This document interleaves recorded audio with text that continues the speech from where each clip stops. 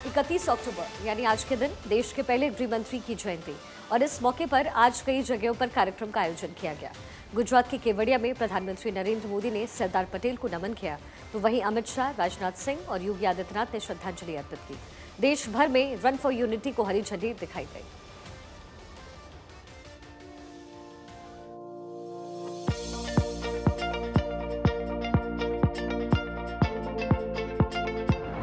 सरदार का सत्कार, पटेल का प्रकाश।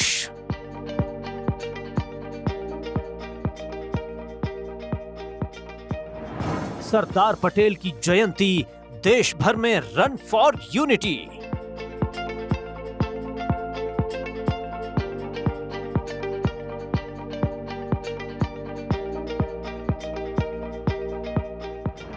सरदार पटेल की जयंती, पीएम मोदी का एकता मंत्र।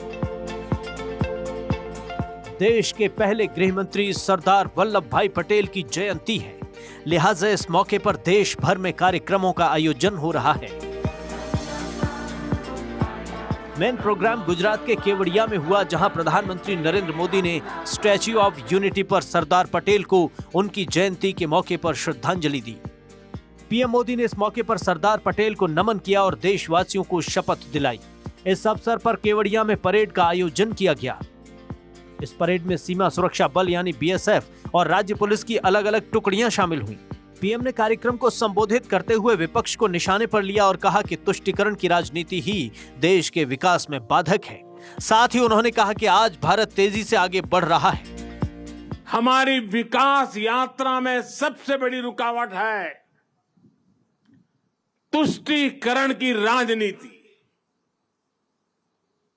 भारत के बीते कई दशक साक्षी हैं कि तुष्टीकरण करने वालों को आतंकवाद, उसकी भयानकता, उसकी विकरालता कभी दिखाई नहीं देता। साथियों, इस अमृत काल में भारत ने गुलामी की मानसिकता को त्याग कर आगे बढ़ने का संकल्प लिया है। हम विकास भी कर रहे हैं और अपनी विरासत का संरक्षण भी कर रहे हैं। पीएम मोदी ने जयंती के मौके पर गुजरात को कई सारी सौगातें दी, कई परियोजनाओं का शिलान्यास किया।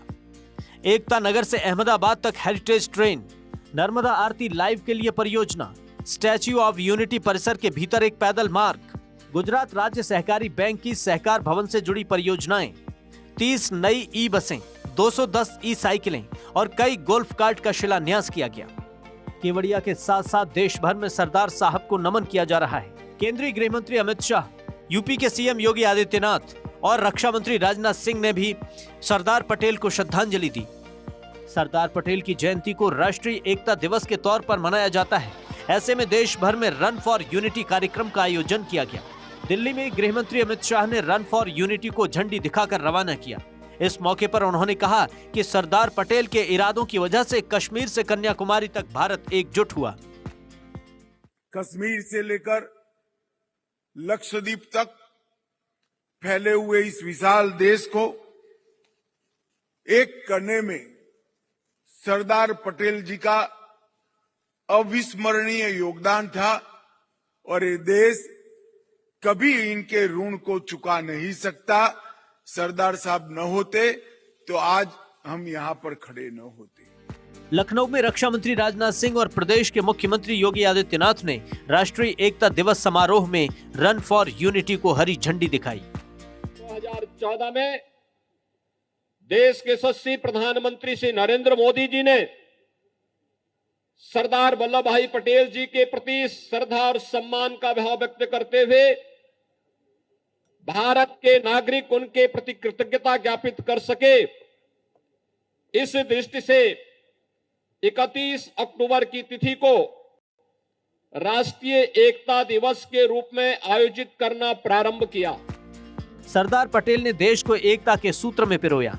एक साथ 560 से ज्यादा रियासतों को भारत में विलय कराया। Bureau report Bharat 24।